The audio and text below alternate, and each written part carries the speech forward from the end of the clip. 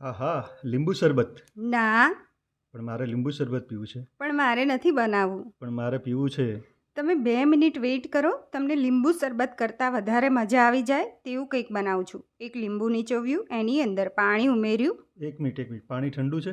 અરે એકદમ chilled. Okay. એની અંદર સંચળ પાવડર, દળેલી સાકર ઉમેરી. સંચળ પાવડર અને દળેલી ખાંડ અને પાણી, લીંબુ. તો આ તો લીંબુ શરબત જ થયું ને? અરે વેઇટ, જોતા રહો, 2 મિનિટ થશે, વચ્ચે ના બોલો. હવે તું આમાં ફુદીનો નાખીશ? અરે તમે જુઓ, ફુદીનાને મિક્સર જારમાં લઈ અને આદુના ટુકડા નાખી અને ક્રશ કરી લેવાનું છે. હવે એક સર્વિંગ ગ્લાસ લઈએ, એની અંદર આઈસ ક્યુબ એડ કર્યા અને લીંબુ શરબત ઉમેરી દેવાનું છે. ઉપરથી ફુદીના પેસ્ટ નાખી અને પછી શેકેલા જીરા પાવડર એડ કરવાનો છે.